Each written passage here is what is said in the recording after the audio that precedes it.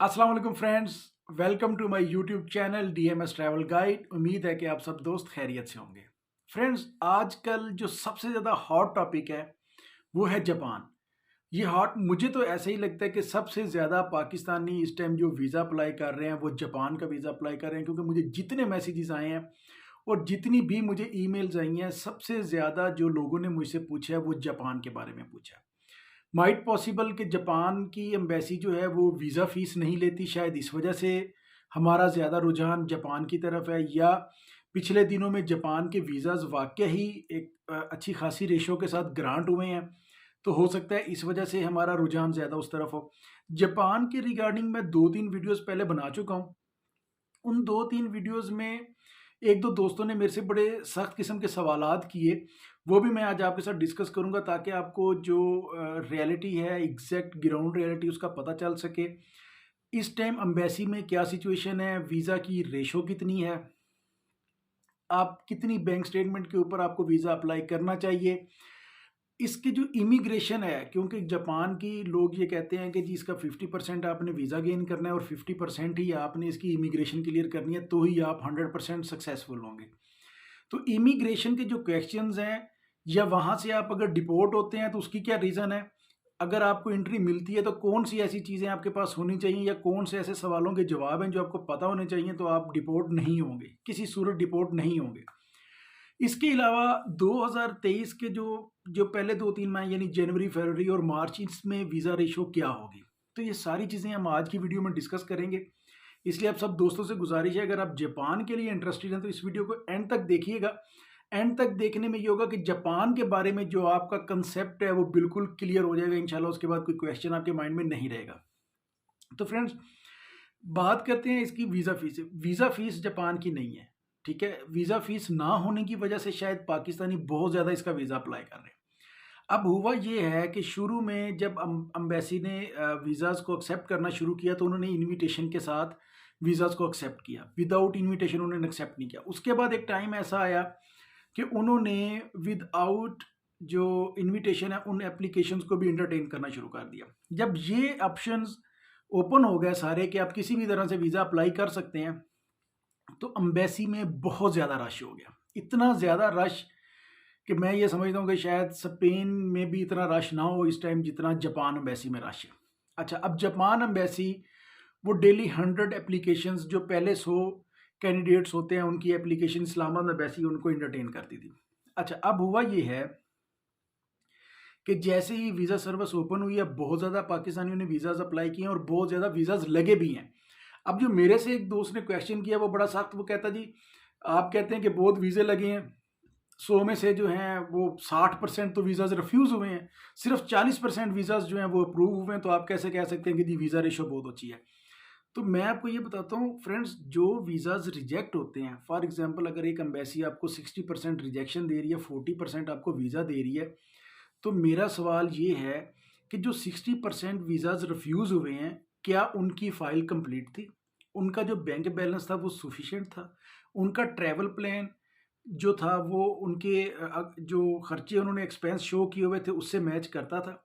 जो उनने hotel book किया है, अब देखें, अब आपके पास बैंक में हो 12 लाख रुपया और आपने 1 हफ्ते के लिए होटल बुक किया हो जिसकी प्राइस 7 लाख रुपया हो, तो देखें ये बहुत सारी चीज़ें कैलकुलेट हो रही होती हैं। एक जब एम्बेसी में आप फाइल देते हैं तो ये नहीं है कि आप बस जाएंगे और जाके कोई भी आप फाइल दे दें और आपका वीज़ा लग जाए, ऐसा नहीं होता।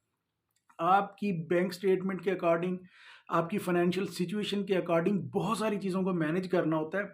उसके बाद जाके आपका जो है वो वीज़ा लगने के चांसेस जो है ना वो ऊपर जाते हैं। अच्छा, ये चीज़ हो गई।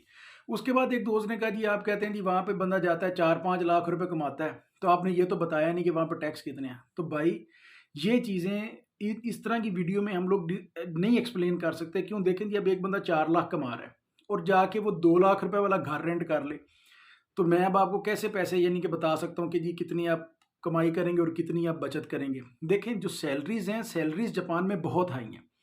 वीज़ा रेशो को देखें, शुरू वाले दिनों में बहुत वीज़ाज़ लगे हैं। इस टाइम वीज़ा रेशो कम है, मैं आपको रीज़न भी साथ-साथ बताता हूँ कि क्यों कम है। देखें, अब जापान ने वीज़ाज़ ओपन किए, फाइल्स लोगों ने सबमिट की। जो फाइल्स एम्बेसी ने समझा कि ये लोग एलिजिबल हैं, उनको वीज़ाज़ ग्रांट हो गए। बाकियों के वीज़ाज़ रिजेक्ट हो गए। अब जिनके वीज़ाज लग गए उनको आगे जाके इमिग्रेशन में भी प्रॉब्लम आई, वो भी बताता हूँ क्यों आई। इस टाइम जो सिचुएशन है, अब जापान में देखें, आप जा रहे हैं टूरिज्म के लिए। अब इस टाइम जापान में इतनी ठंड पड़ रही है और वहाँ पे इतनी स्नोफॉल हो रही है कि वहाँ पे जो ट्रैफिक का जो उनका निज़ाम है वो भी बहुत शदीद मुतासर हुआ है। तो इस तरह की सिचुएशन में, इस तरह के सर्कमस्टांसिस में आप जाके टूरिज्म कैसे करेंगे? तो this is not the perfect time. अब आपको जापान का वीज़ा अभी फिल वक्त स्टॉप करना चाहिए। कब तक? अप्रैल तक। मार्च के मिड के बाद से आप इसका वीज़ा अप्लाई करें दोबारा, जब वहाँ पे वेदर सिचुएशन बेहतर हो जाएंगी। ठीक है, एक तो ये चीज़ होगी। ठीक है, दूसरी चीज़ मैं अब आपको बताता हूँ। देखिए, अब आपने अगर वीज़ा गेट कर लिए या आप सोच रहे हैं कि नहीं मैंने वीज़ा अप्लाई करना है और आपका वीज़ा लग जाता है, तो अब आपको टेंशन है जी मैं जाऊँगा तो मुझे इमिग्रेशन डिपोर्ट ना कर दे। देखिए, इमिग्रेशन के चंद क्वेश्चन होते हैं आपसे। ठीक है, उन्होंने, आप जब यहाँ से जाएँ सबसे पहले आप अपनी फ्रेश बैंक स्टेटमेंट निकाल लें, वो आप अपने साथ रखें।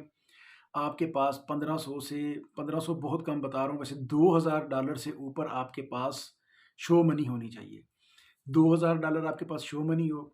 आपकी ट्रैवल इंश्योरेंस आप करवा लें, यहाँ से जाने से पहले वीज़े के वक्त आपको चाहिए या नहीं चाहिए, वो उस चीज़ को आप साइड पे रखें। लेकिन इमिग्रेशन काउंटर को क्लियर करने के लिए आप अपनी ट्रैवल इंश्योरेंस करवा लें। आपका ट्रैवल प्लान, आपको पता हो कि आपने कहाँ कहाँ जाना है, आपको आपके होटल का एड्रेस याद हो, आपको आपके होटल का फ़ोन नंबर याद हो, आपको चीज़ें पता हो, आपको ये आपकी जो वापसी की फ़्लाइट बुकिंग है वो सिर्फ बुकिंग ना हो, वो पेड हो, यानी कन्फर्म टिकट आपने वापसी की रिटर्न टिकट लेके जानी है। तो इस तरह की सिचुएशन में कभी भी आप डिपोर्ट नहीं होते। अब डिपोर्ट कौन बंदे होते हैं? डिपोर्ट वो लोग होते हैं जिनको अपनी फ़ाइल का ही नहीं पता होता कि हमने एम्बेसी में क्या सबमिट करवा के तो वीज़ा गेन किया है। एजेंटों के थ्रू वीज़ा लगा होता है, उनको उनके ट्रैवल प्लान का कोई आइडिया नहीं होता, उनके बिज़नेस में उनकी इनकम, ये वो बहुत सारी चीज़ें ऐसी होती हैं जो उनको नहीं पता होती हैं, और वो जब इमिग्रेशन ऑफिसर आपसे क्वेश्चन करता है और उनको जो बेसिक चीज़ें होती हैं उनका नॉलेज नहीं होता, तो वो डाउटेड हो जाते हैं और वो आपको वहाँ से डिपोर्ट कर देते हैं। अगर आपको अपनी पूरी फाइल आपने स्टडी की है, अगर आप किसी एजेंट के थ्रू भी वीज़ा अप्लाई करते हैं, तो काइंडली अपनी फाइल को 2-3 बार अच्छी तरह रीड करें। एम्बेसी में भी आपसे क्वेश्चन हो सकता है जब आप फाइल सबमिट करवाते हैं। अगर आप नहीं आप बता सकेंगे तो आपका वीज़ा यहीं पे रिजेक्ट हो जाएगा। अगर वीज़ा लग जाता है तो फिर उसके बाद अगर आपको कोई नहीं पता चीज़ों का, तो वहाँ से डिपोर्ट हो जाएंगे। इसलिए आपको पता होना चाहिए कि कवरिंग लेटर में आपने क्या लिखा है, ट्रैवल प्लान आपने क्या दिया है, होटल आपने कहाँ बुक किया है, आपने कौन-कौन सी प्लेसेस विज़िट करनी है, कौन-कौन से यानी कि टूरिज़्म कंपनी के साथ आपने अपना टूर बुक किया हुआ है। ये चीज़ें होगी। अगर आपको ये सारी चीज़ें पता हो, तो जापान क्या कोई भी कंट्री आपको रिफ्यूज़ नहीं करती, और अगर आपको ये चीज़ें ना पता हो, तो जापान क्या कोई भी किसी भी जगह पे आप स्टक हो जाएँगे तो वो आपको डिपोर्ट कर देंगे। ये चीज़ तो अब आपको क्लियर हो जानी चाहिए। अब बात करते हैं कि इन दिनों में और आने वाले दिनों में अब इसकी वीज़ा रेशो की क्या सिचुएशन रहेगी। देखें, अब दिसंबर के मंथ में यानी जापान एम्बेसी 7, 8, 9 दिनों में आपको पासपोर्ट वापस दे देती है। यानी कि अगर आपका वीज़ा लग गया तो भी, आपका वीज़ा डिनाई हो गया तो भी। तो बड़े सफिशिएंट टाइम में आपको जो है ना आपका पासपोर्ट वापस आ जाता है। अब जो 15 से 18 तारीख तक जो दिसंबर की जो वीज़े लगे हैं ना जापान की एम्बेसी में, उनमें ज़्यादा वीज़े वो थे जिनके साथ इन्विटेशन लगा हुआ था। इस टाइम जो वीज़ा रेशो अच्छी है वो उन लोगों के लिए है जो वहाँ से इन्विटेशन मंगवाते हैं और वो अपना इन्विटेशन के साथ वीज़ा अप्लाई कर रहे हैं, उनके वीज़े इस टाइम भी लग रहे हैं। जो वैसे टूरिज्म यानी कि विदाउट इन्विटेशन के लिए जा रहे हैं, उनके रिफ्यूज़ होने की जो रेशियो है वो ज़्यादा है। और उसके बाद अगर आप जनवरी फरवरी में जाएं, देखें, ये फिर डिपेंड करता है कि आप किन एरियाज़ में जाएंगे। अब देखें वहाँ पे वेदर कंडीशंस क्या हैं, वहाँ पे ट्रैवलिंग की कंडीशन क्या है। तो ये तो न्यूज़ में भी पिछले दिनों में चल रहा था कि जापान के बीच में जो है, जो उनका ट्रांसपोर्टेशन का सिस्टम है वो बहुत बुरी तरह से मुतासर हुआ है। तो इस तरह की सिचुएशन में आप टूरिज्म के लिए क्या आ जाएंगे, एम्बेसी को भी इन चीज़ों का पता होता है। तो देखें, आप जब भी अपना वीज़ा अप्लाई करें उसके लिए आपने देखना होता है कि सबसे ज़्यादा परफेक्ट टाइम क्या है। ठीक है, तो सबसे ज़्यादा परफेक्ट टाइम एक्चुअल जो होता है वो समर्स का जो ड्यूरेशन है, गर्मियों का, यानी कि अप्रैल में आप अगर अप्लाई करते हैं, मई जून का आपने ट्रैवल प्लान दिया हुआ है, तो वो एक बहुत ज़बरदस्त टाइम है किसी भी कंट्री में वीज़ा अप्लाई करने के लिए। अच्छा, अगर अब मैं आपको ये बात बताऊं कि अब आप कहें कि अगर इसके लिए मुझे बैंक स्टेटमेंट कितनी चाहिए, तो इस टाइम अभी वो टाइम चला गया है कि 7 लाख की स्टेटमेंट पे वीज़ा लग जाएगा, 8 लाख की स्टेटमेंट पे वीज़ा लग जाएगा, नहीं लगेगा। 7-8 लाख डॉलर, 7 लाख रुपयों को अगर आप डॉलर्स में कन्वर्ट करें तो कुछ भी नहीं बनता भाई। तो इसलिए अब आपकी जो स्टेटमेंट है, आपका क्लोजिंग बैलेंस 15 लाख रुपए से ऊपर होगा तो आपके वीज़ा के चांसेस हैं।